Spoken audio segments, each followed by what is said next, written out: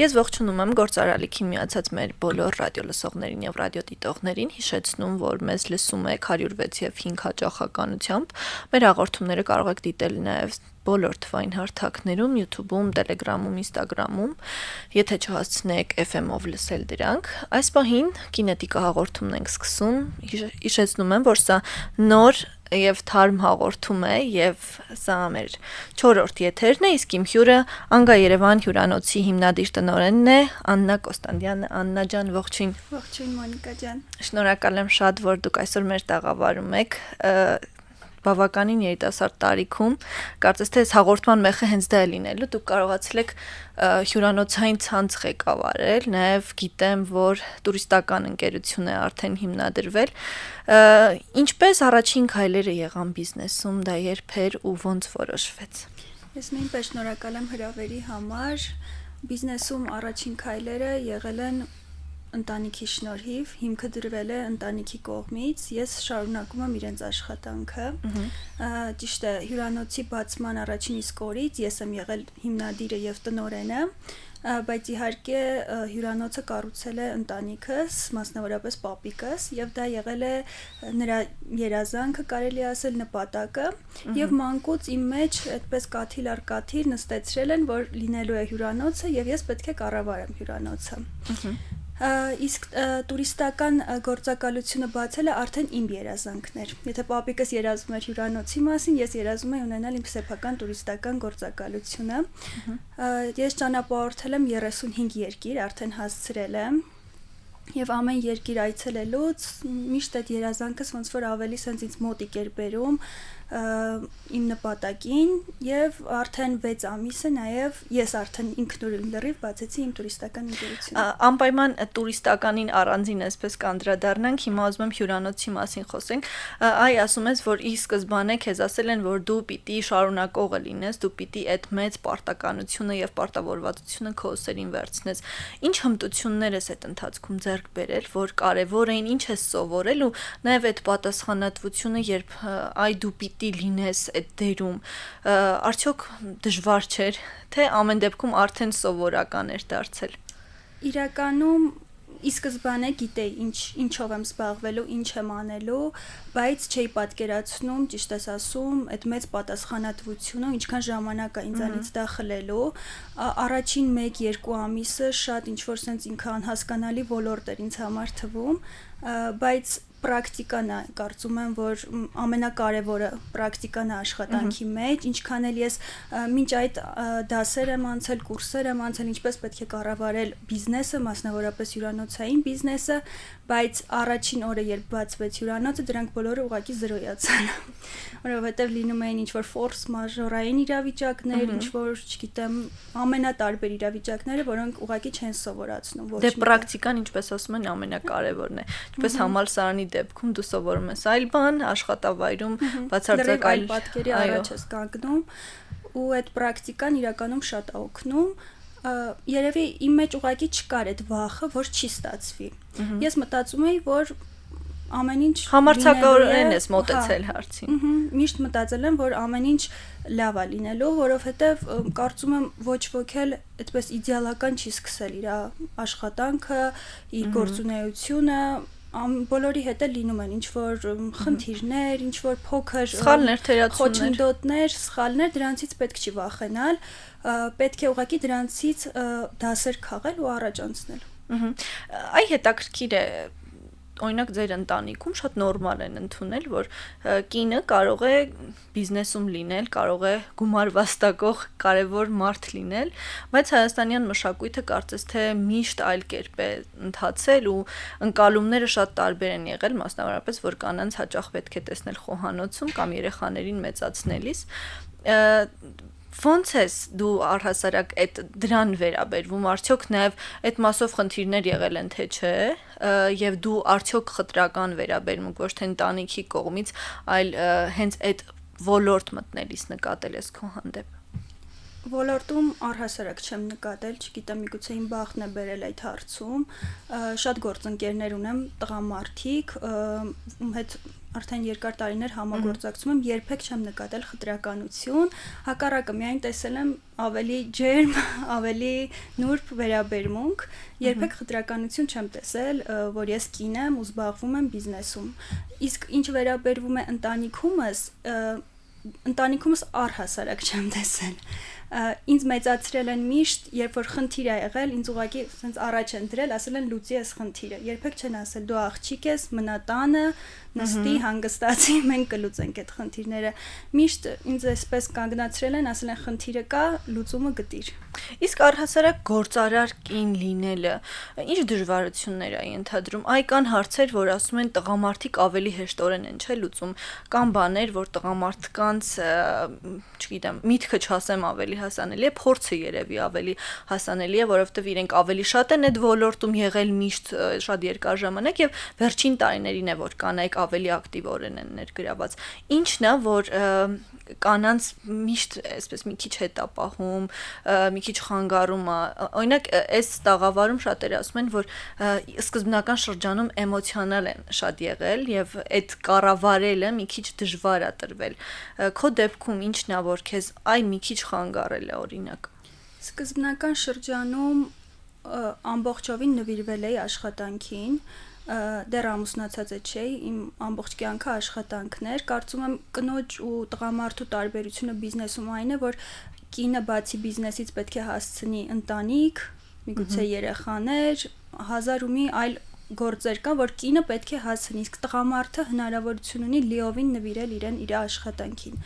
Այսինքն, եթե տղամարդը կարող է մինչև գիշերը 12-ը 1-ը նստի իր գործերը լուծի, կնոջ դեպքում դա մի քիչ չի ընկալվի եւ կարծում եմ կինն էլ չի ցանկանա մինչև ուր ժամերին նստի ու աշխատի։ Դա չեմ ասի խոչընդոտ, բայց կարծում եմ տարբերություն կա։ Տղամարդիկ ավելի շատ ժամանակ, ավելի շատ ուժ կարող են դնել գործի մեջ, բայց դրա հակառակ կողմն էլ ասեմ, կանայք ինչով են առավել բիզնեսում։ Կարծում եմ կանայք շատ նուրբ բաները կարողանում են նկատել, շատ փոքրիկ բաները, դետալների վրա մենք շատ կարող ենք կենտրոնանալ, որոնք եթե միացնես իրար, ի վերջո իրոք մեծ պատկեր կարող է դառնալ։ Տղամարդիկ ավելի նայում են մի քիչ նյութական, ավելի sense մեծ պատկերներով։ Կինը ավելի խորանում է ամեն ինչում։ Մեկը օրինակ, եթե ես խոսեմ իմ բիզնեսի մասին, հյուրանոցային ոլորտում նախաճաշը ես գիտեմ ինչ համերի եմ ուզում լինի, ես գիտեմ մոտավորապես ինչ ճաշացանկ եմ ուզում, իհարկե խոհարարը իր դերը ունի եւ ամենամեծ դերը ունի, բայց ես որպես կին կարող եմ ինչ-որ խորհուրդներ տալ, ինչ-որ քո ճաշակը նաեւ առաջարկել։ Մակրության մեջ կարող եմ նկատել այն ամենաթեթև փոշու հատիկը, որ միգուցե տղամարդիկ միշտ չի, չէ, որ կնկատեն։ Բաց է թողնվել ու մնացել է։ Տղամարդիկ ավելի ֆինանսական առումներով միգուցե ավելի կարողանան այդ ամեն ինչը կառավարել, բայց այդ մանրուքները կանանց առավելությունն է։ Ամուսինդ օգնում է քեզ։ Կարողանում ես դիմել իրեն ինչ-որ հարցերով, թե փորձում ես ամեն դեպքում մինչև վերջին վայրկյանը հարցին լուծում տալ ինքնուրույն ու միայն շատ խիստ անհրաժեշտության դեպքում դիմել կամ հիմնական ընտանիքի անդամներին ումից, որ այս ժառանգությունը ստացել ես կամ ամուսնուն ընտանիքի անդամներին։ Առհասարակ ես շատ ինքնուրույն եմ, չեմ սիրում դիմել ինչ-որ հարցով կապ չունի բայց լինում են իհարկե դեպքեր, լինում են ինչ-որ հանդիպումներ, որ ուղղակի չեմ ուզում մենակ լինեմ, ամուսնուս խնդրում եմ ինձ հետ գա, օգնությունը շատ մեծ է, թե էմոցիոնալ առումով, թե ուղղակի ֆիզիկապես ներկայությամբ շատ մեծ օգնություն եմ ստանում ոչ միայն ամուսնուցս, այլ նաև ընտանիքիս անդամներից, բայց ես սիրում եմ ինքնուրույն լինել, ինքնուրույն անել իմ գործը Եվ չեմ սիրում, որ ինչ-որ մեկը կողքից ավելի սենց ինչ-որ եթե ես գիտեմ իմ աշխատանքը ինչպես եմ անում, ես սիրում եմ անել այնպես, ինչպես ես եմ սիրում։ Միջամտություններ չես սիրում։ Շատ լավ։ Հյուրանոցային բիզնեսում ինչն է հետաքրքրում ամենաշատը անձամբ քեզ ու ինչ կա, որ օրինակ կողքից տեսանելի չի, որ մարդիկ չեն տեսնում։ Նաև հետաքրքիր կողմերից խոսենք ու դժվար կողմերից խոսենք, որոնք այսպես անձեն աչքով տեսանելի չեն։ Հյուրանոցային գործի ամենահետաքրքիր կետը կարծում եմ մարդկային շփումն է։ Այսինքն ես գտնվելով Երևանում իմ աշխատանքային ժամերին շփվում եմ ավելի շատ արտասահմանցիների հետ, քան երևի հայերի հետ, միայն աշխատակիցներին եմ տեսնում եւ հյուրերի։ Շատ եմ սիրում շփվել հյուրերիս հետ, տարբեր ազգերի մարդիկ ենք ունենում, ամեն մեկը իր խնդիրներով, իր մտածմունքներով շատ են գալիս կիսվում եւ նշեմ, որ ես մեծ ժամանակը անցկացնում եմ ոչ թե իմ աշխատասենյակում, այլ հենց մեր ադմինիստրատիվ տարածքում։ Ես ուղղակի սիրում եմ այնտեղ լինել, տեսնել այդ պահին ինչ է կատարվում, եթե հյուրը ինչ-որ հարցեր է ունենում, հենց իր հետ շփվել, շատ հետաքրքիր է իրոք դա։ Եթե ինչ-որ օֆիսային աշխատանքում ինչ չէի կարող պատկերացնել, ուղղակի նստեի համակարգչի առաջ, ինչ-որ բաներ անել, ուղղակի այդ մարդկային շփումը միայն ամեն ինչ արժի, հյուրանոցային ոլորտում կոնկրետ։ Եթե համեմատենք տղամարդկանց ու կանանց, տղամարդիկ էլ կարծում ես այդպես կվարվեն, այսինքն մշտապես կփորձեն շփվել, շրջել, տեսնել ինչ է կատարվում խոհանոցում, ինչ վիճակ է, ընդունարանում ինչ վիճակ է, թե կանայք ավելի ինչպես դետալային հարցերից խոսեցինք, այստեղ եւս դետալներին շատ ուշադիր են վերաբերմունքի հարցում, ոնց ես դու տեսնում կողքից դա։ Գիտես, այստեղ ավելի շատ սերը կարծում եմ կապ չունի, մի քիչ ավելի շատ կապ ունի, ինչպես ես դու քո աշխատանքին վերաբերվում։ Եթե դու տղամարդ ես, դա տարբերություն չկա, եթե դու անհանգիստ ես քո գործի համար, մտահոգ ես քո աշխատավայրում ինչ է կատարվում, միևնույնն է դուրս ես գալու, շրջելու ես, բոլորի հետ շփվելու ես, եւ նույնն էլ կանայք են անում։ Ուղղակի կարող է կինը ավելի դետալացված ինչ-որ բաների վրա կենտրոնանա եւ մի քիչ ավելի ուշադիր լինի։ Հյուրերը չեն զարմանում, որ տնօրենը գալիս, շփվում է, հաղորդակցվում է։ Շատ են զարմանում, եղել է անգամ դեպք, երբ մի հյուր ունեինք, մեծահասակ կիներ, մեզ էր մոտիկացել, ինչ որ տեղ էր ուզում հասներ, չգիտեմ, ես էլ այդ պահին արդեն պետք է դուրս գայի, տաքսի էր ուզում կանչեին իր համար, ասեցի եկեք ես ձեզ ուղղակի ուղեկցեմ ու նստեց մեքենաս, արդեն իրար հետ գնում ենք ու ընթացքում խոսում ենք, ես իրեն եմ խոսացնում, ինչն եք հավանել մեր հյուրանոցում, ինչը չեք հավանել։ Գիտեր, բայց որ տնօրեն։ Դեռ չգիտեր։ Այդ խոսակցության ընթացքում բացահայտվեց ու այդ ժամանակվա ինչ հաճելի է, չէի պատկերացնի, որ տնօրենն է ինձ տանում, բայց դե տնօրեն աշխատող իմ համար կապ չունի դա, կարևորը մարդկային լինելն է։ Այստեղ կարծում եմ հայ մարդու տեսակն էլ է հյուրընկալ տեսակը։ Այո, հյուրընկալ, երևի դրա համար են հայերին սիրում, չէ՞, ամեն մի երկրում կարծում եմ նման բան չես տեսնի։ Այ դու շրջել ես այդքան երկրներում, ինչ վերաբերմունք ա եղել առհասարակ, ինչ ա ընդունված եւ ինչպես ա ընդունված մարդկանց դիմավորել։ Հետաքրքիր դեպքեր կհիշես։ Կարող եմ ասել, որ որպես հյուրընկալ ազգ մենք առաջին տեղում ենք, անկախ նրանից մյուս երկրներում միգուցե, չգիտեմ, ավելի գեղեցիկ հյուրանոցներ լինեն, ծովափին դրանք լինեն, բայց ավելի ջող, բայց որպես իսրտե հյուրընկալություն։ Ինչն եմ նկատել, որ մյուս երկրներում աշխատողները պարտավոր են քեզ հետ լավ լինել։ Դա նրանց պարտականությունն է։ Միգուցե նրանք իսրտե դա չեն անում, իսկ Հայաստանում անգամ աշխատակիցը երբ ինչ-որ մի փոքրիկ բան է քեզ համար անում, դա իրոք իսրտե է անում։ Մյուս երկրներում մի քիչ էլի ամեն դեպքում։ Հա, մյուս երկրներում ավելի ռոբոտացված են, այդ ժպիտները մի քիչ այդքան է անկեղծ չեն, քան Հայաստանում մեր մոտ իրականում շատ ջերմ են։ Իսկ ինչով է տարբերվում անգա հյուրանոցային ցանցը, իր յուրահատկությունը որն է։ Այ փորձել ես տարբեր երկրներից ինչ որ մի կտոր բերել, ներդնել քո հյուրանոցի մեջ, դարձնել այդ մշակույթը այսպես հարմարեցված հայկական տարբերակին։ Ինչն է որ կա այստեղ։ Ճիշտ ես ասում, միջև մեր արդեն հիմնական բացվելը, որ երկիր գնում էի, որ հյուրանոց մտնում էի, սովորաբար մարդիկ ինչ որ երևի այլ բաների են ուշադրություն դարձնում, ես ուշադրություն էի դարձնում աշխատակիցների նստելու ձևին, մաքրուհիները ոնց են մտնում սենյակ, ոնց են դուրս գալիս, ոնց է կազմակերպվում ընդհանուր հյուրանոցի աշխատանքը։ Ամենասենց ինչ որ փոքրիկ հետս բերում էի իրենց ձևանմուշները, ինչ ենք մենք լրացնում, հյուրանոց մտնելուց, դուրս գալուց, ինչ որ հարցաթերթիկներ էին տալիս, դրանք բոլորը այսպես հավաքում էի, հետս բերում էի, որ ինչ որ հիմք հանդիսանային ինձ աշխատանքի համար։ Եվ շատ է օգնել իրոք այդ ճանապարհորդությունները, որ հիմա այս տեսակով ենք աշխատում, բայց մեր հյուրանոցի հիմքում առաջնայինը ընկած է մեր ընտանեկան արժեքները, կարծում եմ։ Ընտանեկան արժեքներ ասելով նկատի ունեմ մեր խիղճը, մեր ավելի շատ, այսպես ասեմ, խիղճ այն առումով, որ երբեք ուտելիքը, օրինակ, ընտրում ենք մենք, ինչ ենք տալիս հյուրերին։ Ուտելիքը երբեք հին չի լինի, երբեք ինչ-որ համը փոփոխված չի լինի։ Ինչպես ընտանիքում ինչպես տան մեջ, ինչպես ընտանիքում, այդպես էլ մեր հյուրանոցում է։ Ինչը որ մենք ենք արժևորում մեր ընտանիքի մեջ, նույնը հիմք ենք դրել հյուրանոցը ստեղծելուց։ Երբեք հյուրին չփորձել ինչ-որ հարցում ճնշել, նեղացնել, հիմնականում շատ տարբեր հարցերով են դիմում, աշխատում ենք ինչքանով որ հնարավոր է օգնել, իհարկե լինում են հյուրեր, որ իրենք են ավելի շատ ինչ-որ ինտրիգներ, վեճեր ուզում ստեղծել,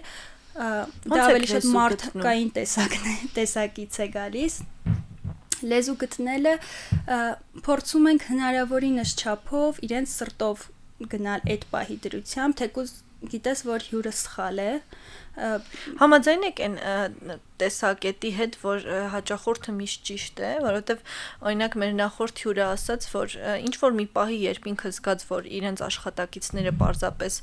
շատ հարցերում այսպես վատ դրության մեջ են հայտնվում հաճախորդների պատճառով, ես հասկացա, որ այդ թեզը, որ շրջանառվում է, իրականում ճիշտ թեզ չի եւ միշտ չի, որ հաճախորդը ճիշտ է, հաճախ պիտի հաճախորդին ցույց տալ, որ դու սխալ ես վարվում, այսպես չի կարելի եւ միշտ չի, որ գումարի համար պիտի զոհողությունների գնալ, քո դեպքում ինչպես է։ Ես չեմ համարում, որ դա ճիշտ է, միգուցե մարքեթինգի վաճառքի առումով դա ճիշտ է, որ քո հաճախորդներին վաճառես, կարողանաս նրանց հրամցնել քո ծառայությունը, բայց հաճախորդները միշտ չեն, որ ճիշտ են լինում, եւ պետք է լինել adekvat եւ տարանջատել իրականությունը եւ այն ինչ որ չկա իրականում, այն ինչ որ չկա իրականում, պետք է տարանջատել իրականությունը եւ այն ինչ որ չկա, ու միշտ չէ, որ երբ հաճախորդդ մեղադրում է քո աշխատակցին, դու չպետք է այդ պահին իջեցնես քո աշխատակցին եւ բարձրացնես հաճախորդին։ Պետք է դատել ռեալ եւ միշտ պետք է իմանաս, որ քո աշխատողն է քո կողքին, քեզ հետ եւ հնարավորինս շատ պետք է փորձես հավատալ եւ այդ փոխհարաբերությունները ստեղծել աշխատող տնօրեն միմյանց միջև, որպեսզի դու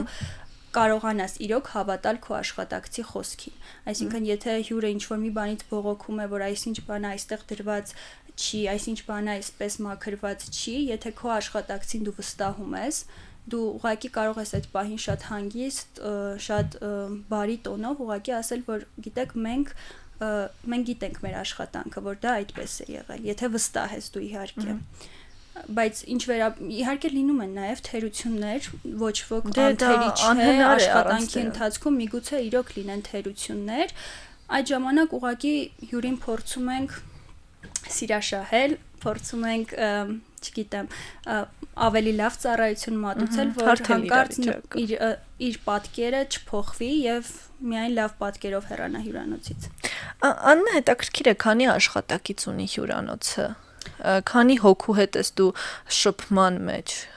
ղեկավարումը քանի հոգու։ Ներկա պահին մոտավորապես 20 աշխատակից ունենք։ Եվ ոնց են ձևավորվում աշխատակիցների հետ հարաբերությունները, տնօրենը առհասարակ ոնց պիտի լինի կին տնօրենը, կաշկանդվածություն ունեն, թե ոչ, թե ավելի հեշտ է կնոջ հետ շփվել, արդյոք բոլորը կին աշխատողներ են, թե տղաներ եւս կան ու հայ տղամարդու կերպարը լավ ճանաչելով հեշտ են ենթարկվում կին տնօրենին։ Իրականում աշխատողները միայն կանայք չեն, իհարկե տղամարդիկ էլ կան, եւ բացի կին լինելուց նաեւ ես իմ աշխատողների 90%-ից տարիքով փոքր եմ։ Բոլորը ավելի տարիքով մեծ են ինձանից, եւ փոխհարաբերությունները հիմնված է ուղղակի փոխադարձ հարգանքի հիման վրա։ Ես հարգում եմ յուրաքանչյուրի աշխատանքը, առհասարակ իմ հյուրանոցում, հյուրանոցից դուրս, իրենց աշխատանքը, որովհետև իրենց աշխատանքի շնորհիվ է իմ բիզնեսը առաջ գնում, անգամ այն ամենափոքր աշխատանքը, որ իրենք կատարում են, ինձ համար են կատարում։ Ինչպես ասում եմ, պիտի թիմի եւ հիմնադրի մոտ այսպես ընդհանուր գաղափար լինի, որ այդ մեխանիզմը աշխատի։ Ընդհանուր գաղափար պետք է լինի, ինչի համար ենք աշխատում, հյուրանոցի բարօրության համար ենք աշխատում, որպեսզի հյուրանոցը ավելի զարգանա եւ այդ հարգանքի հիման վրա է ամեն ինչը մեզ մոտ կառուցվում։ Չի ասի այդքան ընկերական շփում, որովհետև ընկերականն էլ այդքան էլ կարծում եմ ճիշտ չի աշխատանքի մեջ։ Ընկերություն, աշխատանք, աշխատանքի մեջ տնօրենը կարծում եմ պետք է կարողանա լինել պահանջող, իմանա ինչ է ցանկանում աշխատողից, եւ եթե աշխատողը դա նրան տալիս է, ուղղակի հարգի աշխատողի աշխատանքը։ Խիստ տնօրեն ես։ Դա երևի աշխատողները ավելի շատ կասեն։ Ինչ են ասում։ Ինչ խոսակցություններ են պատտվում։ Չեմ լսել խոսակցություններ, բայց կարծում եմ շատ խիստ չեմ, բայց ես իմ բնավորությամբ եմ մի քիչ ավելի լուրջ, մի քիչ ավելի խիստ։ Բայց չափի մեջ իհարկե, անտեղի տեղը հաստատ չի լինի ոչինչ։ Այս սկզբում խոսեցինք, որ այն ամենասկզբում, երբ որ զբաղվում էիդ բիզնեսով, ամբողջ ժամանակդ նվիրված էր դրան։ Հիմա ինչքան ժամանակ ես հատկացնում։ Դե հիմա արդեն ունեմ ընտանիք, փորձում եմ հասցնել նաև ընտանեկան գործերը։ Սկզբնական ժամանակում իրոք իմ օրը ամբողջությամբ կազմված էր միայն աշխատանքից, ուրիշ ոչինչ չէի հասցնում անել։ Հիմա արդեն ուզած թե չուզած կա ընտանիք եւ ես որպես կին պարտավոր եմ նաեւ ընտանեկան հարցերը կարգավորել, օրվա մեծ մասը իհարկե կազմում է աշխատանքը, բայց նաեւ դրանից չի տուժում ընտանիքը ու ես կարծում եմ երբեք չեմ ցանկանա, որ աշխատանքից պատճառով ընտանեկան ժամանցը կամ ընտանիքից որևէ ինչ-որ ասպեկտ տուժի դրանից։ Ոնց ես այդ բալանսին եկել, ինչ մեթոդներ ես կիրառել, արդյոք հեշտ ճանապարհ է եղել թե ոչ։ Բալանսի գալը, գիտեք, բալանսի չեմ եկել դեռ կարելի ասել։ Դեռ ընթացքի մեջ եմ, բայց քանի որ ես էլ ամուսինս էլ աշխատում ենք, արդեն մեզ համար սովորական է, որ աշխատանքի ժամին աշխատում ենք, երբ որ ազատ ենք, ուղղակի միասին ենք անցկացնում։ Փորձում եք այդ հատկացումները ճիշտ կարգավորել։ Հա, բայց երկուսս էլ աշխատում ենք, չեմ ասի, որ ամբողջ օրը կարող ենք իրար տրամադրել, բայց հիմնականում փորձում ենք, որ ազատ ժամանակ այո միասին լինենք։ Խոսենք Anga Travel-ից, վերջին 6 ամիսը կարծես թե ինչպես, ես ճիշտ եմ հիշում, ասացիր, որ Anga-ն կա,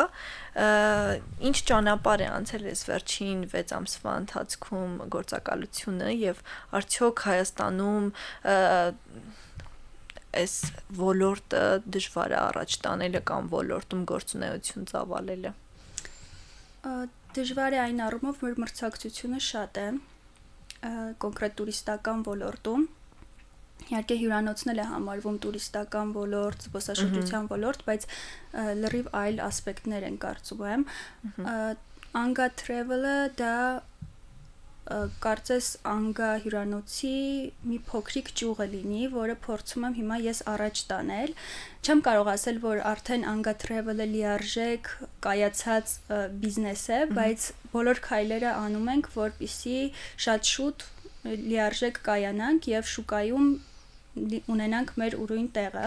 Ո՞րն է ձեր յուրահատկությունը, ինչ եք առաջարկում ձեր դուռը բացող մարդկանց։ Anga Travel-ը առաջարկում է արտագնա տուրփաթեթներ, մենք հիմնականում մասնագիտացված ենք արտագնա տուրիզմի վրա, եւ շատ մոտ ապագայում նաեւ պլանավորում ենք զբաղվել առողջապահական տուրիզմով, ինչը իրանից ներառում է արդեն ներգնա տուրիզմ, մեր հյուրերը արտասահմանից, եթե ցանկանում են գալ Հայաստան, ինչ որ բուժ զննություններ անցնեն, ինչ որ խնդիրներ առողջական լուծեն, մենք պատրաստել ենք նրանց համար ամբողջական փաթեթ,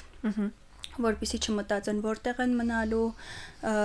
ինչ բժշկի կարելի է ընտրել, այսինքն նախորդ կոնսուլտացիաներ կարող են անցնել, նախորդ ամեն ինչը պլանավորած, փաթեթը գնված, կան արդեն անցնեն իրենց գործերին։ Իսկ Հայաստան եկողները իրենց անվտանգ են զգում այստեղ, ո՞նց է վերաբերմունքը Հայաստան եկողների համար։ Չեմ կարող ասել, որ լիարժեք անվտանգ են զգում, բայց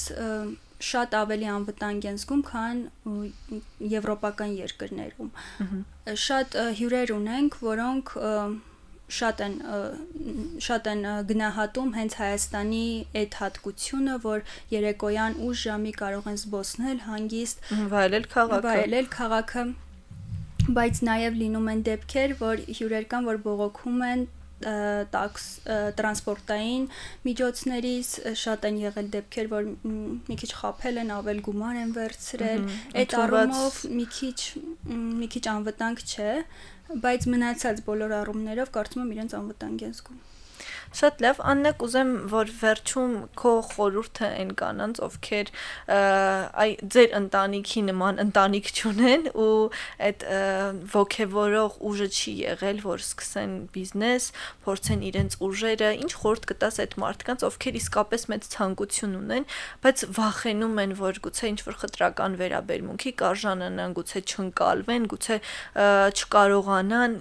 քո կարծիքը եւ քո փորձի վրա հիմնված քո այսպես խորհուրդը։ Կարող եմ ասել, որ վախը դա նորմալ է ու գրեթե բոլորս ինչ որ բան սկսելուց առաջ մտածմունքներ եւ վախեր ունենում ենք, բայց չպետք է թողնենք, որ վախը մեզ կառավարի, պետք է մենք կառավարենք ինքներս մեզ, մեր մտքերը, մեր գործերը եւ եթե իրոք կա ցանկություն ինչ որ մի բան անելու, պետք է ուղղակի անել առաջի քայլը։ Մնացածը ինքնուրույն գնալու է ու շատ լավ է գնալու, եթե մի փոքր աշխատասիրություն լինի, ամեն ինչ իրոք շատ լավ է գնալու։ Վախը դա ուղղակի կարծում եմ միֆ է, որը երբ որ քո մտքի մեջ հաղթահարում ես, ինքը ուղղակի վերանում է քո կյանքից։ Եվ կանայք կարող են ամեն ինչ էլ անել։ Իհարկե կարող են, մանավանդ հայ կանայք, ես չեմ կասկածում, որ կարող են ինչ որ ցանկանում են անել եւ իրենց մոտ կստացվի։ Մի հարց էլ այս բանը առաջացավ, դա էլ հարցնեմ ու ամփոփենք արդեն, շատ է շփվում կին գործարարների հետ։ Ինքնավստահ են, ինչ տեսակով ինչպիսին են։ Տուրիստական ոլորտում, տուրիստական գործակալության ոլորտում շատ եմ շփվում, որովհետեւ մեծամասամբ կանայք են աշխատում այս ոլորտում։ Եվ միայն կարող եմ հիանալ նրանցով եւ մոտիվացվել նրանցով։ Կարծում եմ այդ ամեն ինչը համատեղել մի այսպես կնոջ մեջ դա ուղղակի մեծ աշխատանք է այդ բոլոր հոգսերը թե ընտանեկան թե աշխատանքային երբ որ կինը իր մեջ համատեղում է դա միայն կարող է մեծ գնահատանքի արժանանալ։